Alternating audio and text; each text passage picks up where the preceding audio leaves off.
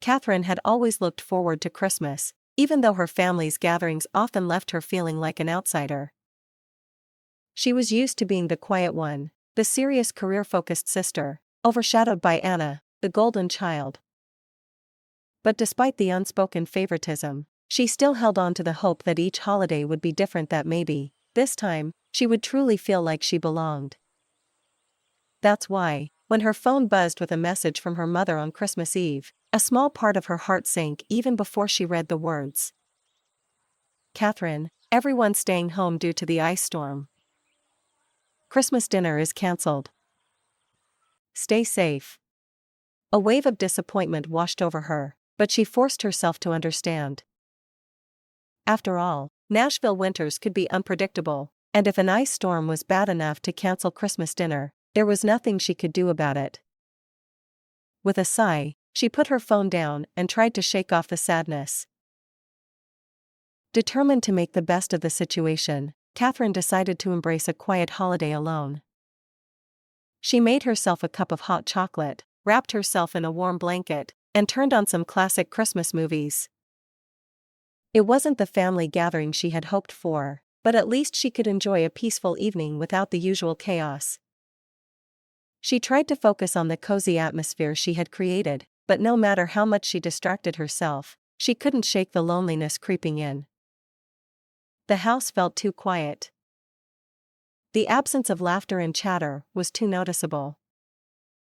But she reassured herself that it was just one Christmas, and there would always be next year.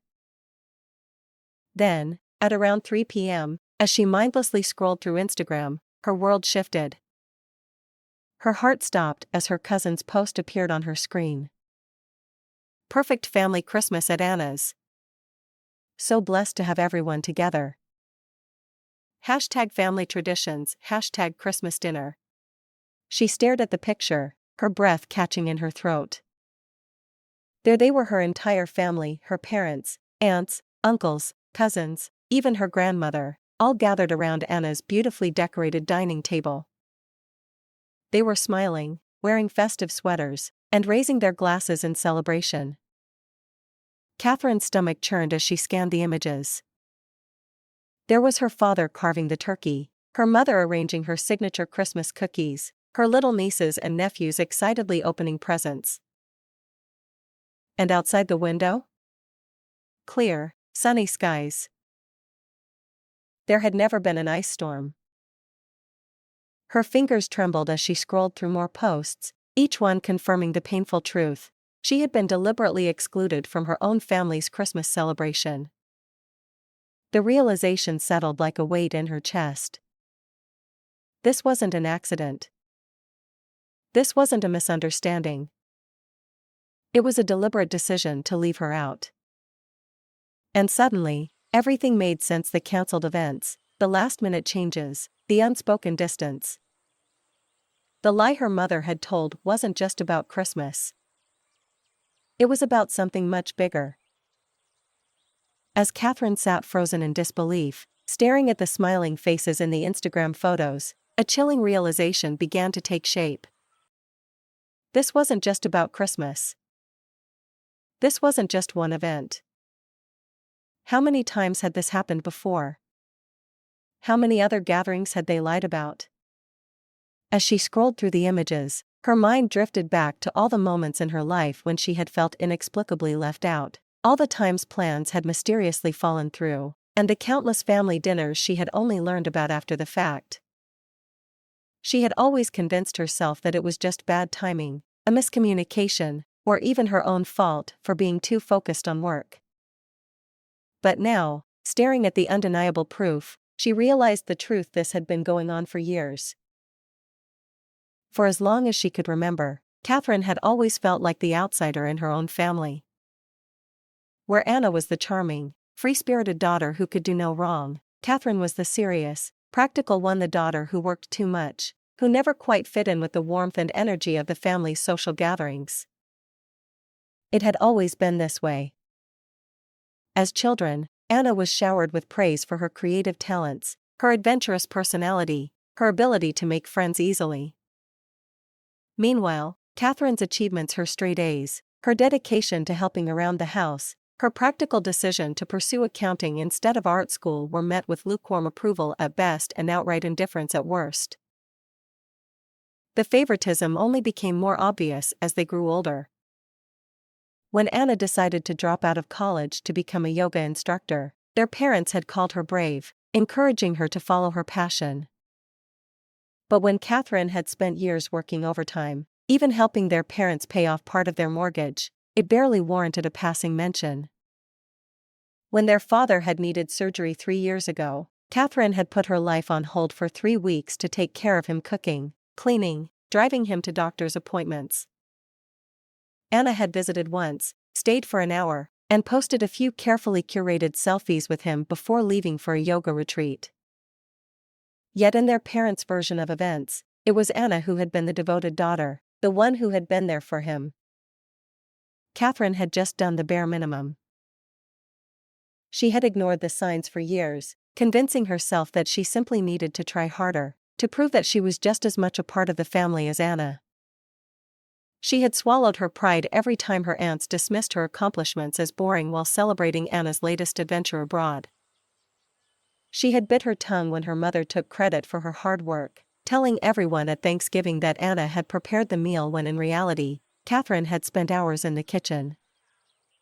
But now, with the Christmas lie unraveling before her, she could no longer deny it.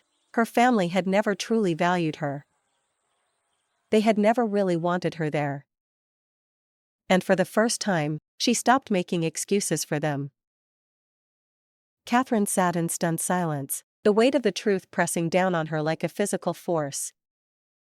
For years, she had ignored the signs, convinced herself that she was simply different, that she had to work harder to fit in. But now, there was no denying it, her family had deliberately excluded her from Christmas, just as they had done countless times before. The betrayal burned deep, but as she sat there staring at the glowing screen of her phone, something inside her shifted. She was done making excuses. She was done pretending not to notice. She was done being the afterthought. The next morning, as she sipped her coffee, her phone rang. It was her mother.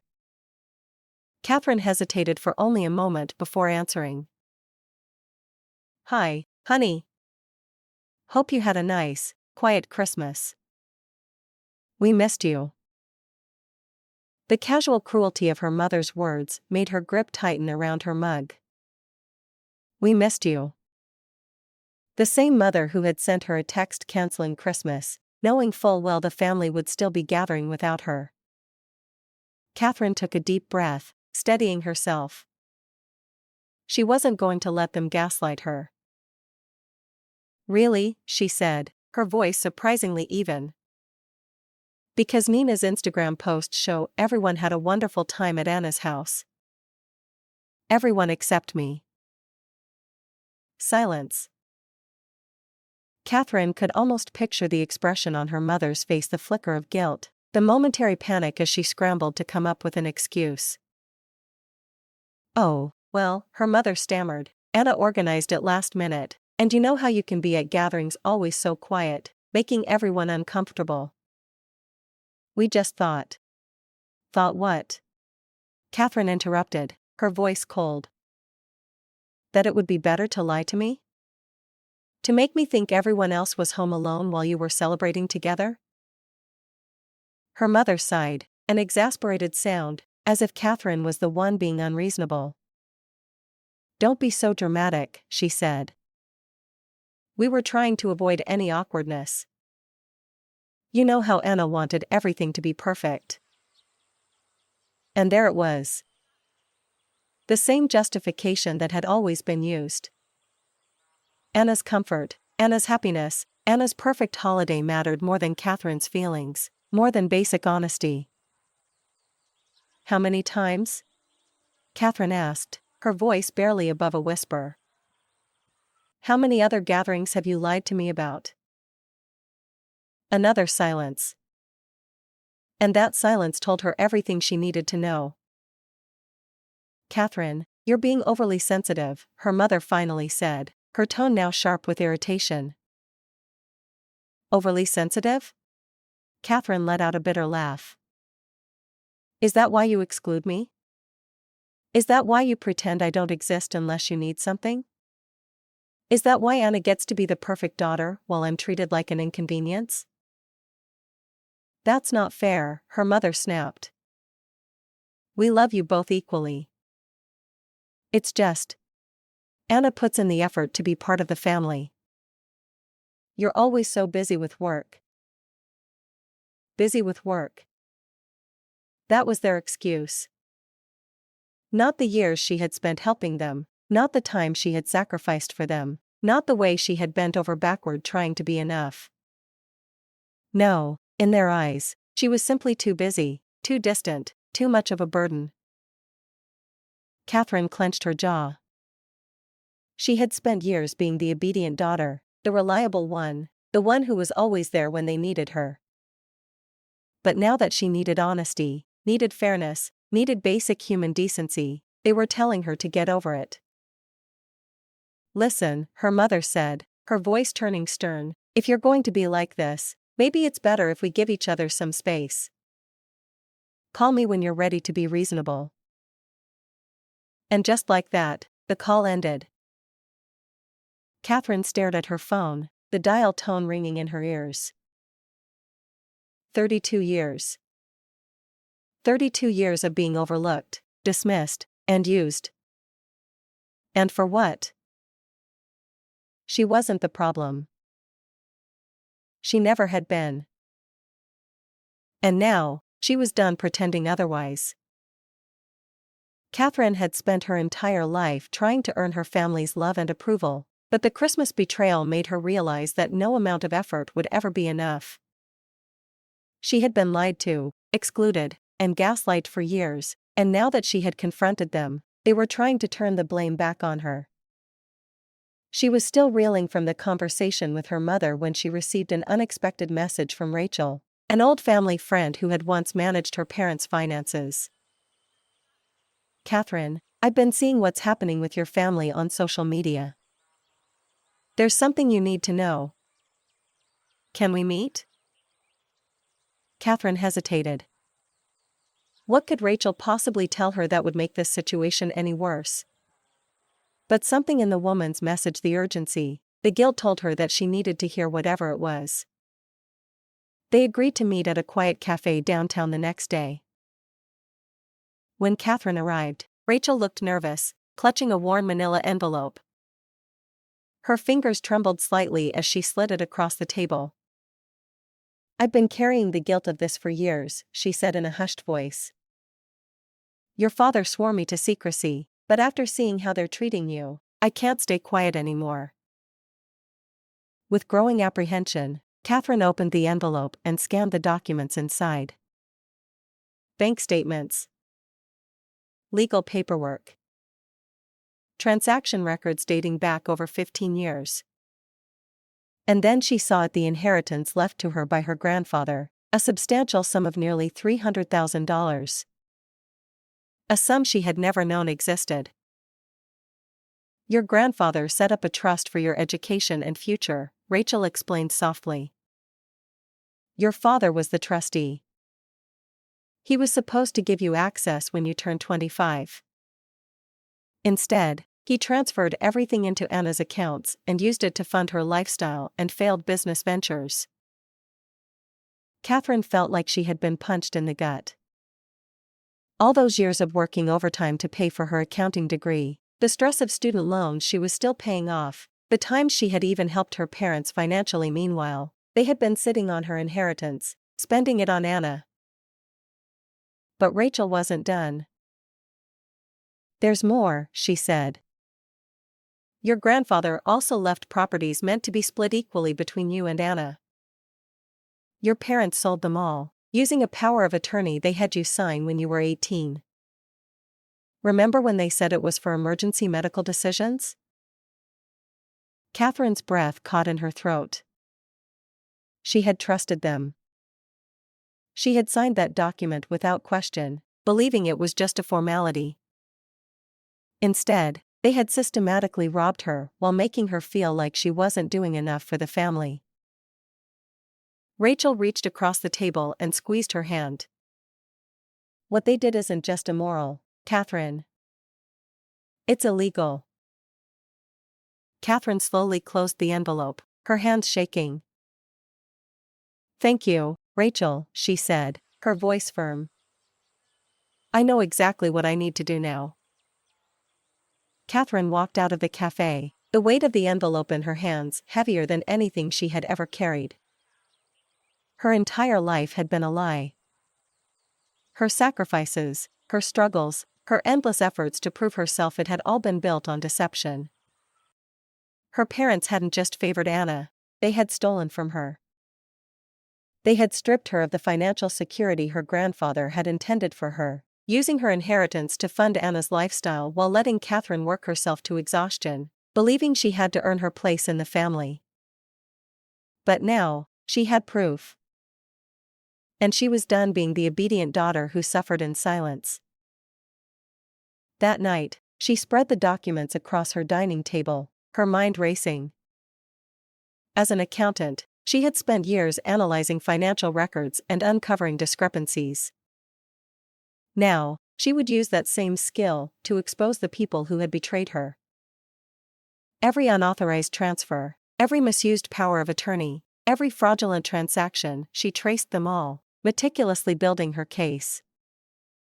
For days, she barely slept, poring over bank statements, property sales records, and trust fund documents. With each discovery, her anger deepened, but so did her resolve. Once she had gathered enough evidence, she contacted Sarah Chen, a lawyer specializing in estate fraud. Sarah reviewed the documents carefully before looking up at Catherine with a grim expression. "This is a clear case of financial exploitation," she said. "We can file criminal charges if you want to pursue that route." Catherine exhaled slowly, considering her options. A criminal case would ruin her parents' reputation, but did that really matter anymore? They had already ruined their relationship with her. Still, before taking legal action, she decided to give them one last chance to make things right. She drafted an email to her parents and Anna, requesting a family meeting to discuss a resolution. Predictably, they agreed immediately, no doubt thinking they could manipulate her back into submission. When they arrived at her apartment that Saturday, they looked smug, expecting an apology. Her mother was the first to speak. "Catherine, we're so glad you've come to your senses." Catherine didn't respond. Instead, she slid 3 folders across the table, one for each of them. Inside were copies of the financial records, bank statements, and a letter from her lawyer outlining their options: return her inheritance and sign a confession, or face criminal charges. Her father's face paled as he scanned the documents. Anna's hands trembled. Her mother tried to maintain control. "This is ridiculous. You're trying to blackmail your own family." Catherine met her gaze, unflinching. "No. I'm giving you a choice. Either return what you stole, or I go to the police." For the first time in her life, Catherine saw fear in their eyes. And for the first time, she felt powerful. She had spent years fighting for their approval, but now she realized she didn't need it. All she needed was justice. Catherine sat in silence as she watched her parents and Anna process the weight of the evidence before them. Their faces were a mixture of shock, fear, and desperation. She had spent years being dismissed, ignored, and undervalued, but now, for the first time, they had no choice but to acknowledge her. The documents in their hands were irrefutable proof of their betrayal, proof that could destroy them. But even then, they clung to their pride. Instead of taking responsibility, they did what they had always done: they tried to manipulate, deny, and control the narrative. Her father's voice was the first to break the silence. "Rachel had no right to give you these documents." His tone was sharp, defensive. Catherine let out a cold laugh. And you had no right to steal my inheritance. But here we are. Anna, tears streaming down her face, shook her head. I didn't know, I swear. They told me the money was from their savings. Catherine turned her gaze toward her sister, her expression unreadable. Then explain the direct transfers to your account. Explain the property sales. Explain why I was struggling to pay for my own education while you traveled the world on my money. Anna opened her mouth to respond but quickly shut it. There was nothing she could say that would erase the facts. Their mother, desperate to regain control, tried another approach. Think about what this will do to the family, Catherine. What will people say? Catherine met her mother's pleading eyes with a steady gaze. You should have thought about that before stealing from me. With that, she delivered the final blow. You have 48 hours. Either you return every cent, sign a confession, and make things right, or I go to the police. They left in a panic, her father practically dragging her sobbing mother and sister out the door. Hours later, the family group chat exploded with messages. Some relatives demanded to know why Catherine was trying to ruin the family, while others remained suspiciously quiet. The once unshakable image of a perfect family was beginning to crumble. But as the 48-hour deadline came and went, Catherine received no apology, no attempt at resolution. Instead, they tried to cover their tracks. Accounts were closed. Documents were destroyed. They even tried to pressure Rachel into retracting her statements. But it was too late. Catherine had already filed a formal case with the authorities. By the afternoon, the police arrived at their doors with search warrants. Her father was escorted from his workplace in handcuffs. Anna's yoga studio, an empire built on stolen money, was seized. Her mother, who had built her life around appearances, was arrested during a charity meeting, her carefully crafted reputation shattered in an instant. For years, they had controlled the narrative, shaping reality to fit their version of events. But now, the truth was undeniable, and Catherine no longer had to fight to be seen. The world was finally seeing them for who they truly were. 1 year later, Catherine sat in her new home in Denver, watching the snow gently fall outside her window. The past 12 months had been a whirlwind of legal battles, media attention, and personal revelations, but as she sipped her coffee, she felt something she hadn't experienced in years: peace. The court case had concluded months ago, with both of her parents taking plea deals in exchange for reduced sentences. They had been forced to pay restitution, though the money could never fully compensate for the years of deception and betrayal. Anna's so-called empire built on stolen wealth had crumbled, and with no other options, she had finally been forced to get a real job as a receptionist. Their perfect family image, once so carefully maintained, was gone forever. Many relatives who had once turned a blind eye to the favoritism and manipulation had gone silent. Some had tried to guilt-trip Catherine, accusing her of destroying the family, but she no longer cared. If holding them accountable meant losing them, then she had lost nothing of value.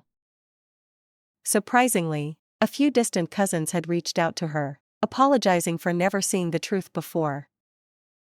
But more importantly, Catherine had built a new support system: friends who valued honesty over appearances, colleagues who respected her work ethic, and a life that was finally her own.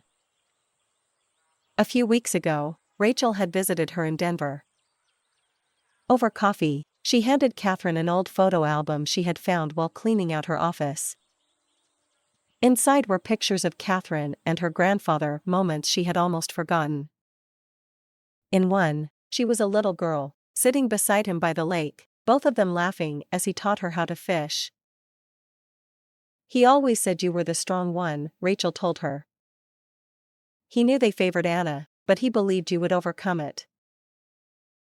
Catherine traced her fingers over the faded photograph, remembering his kind smile.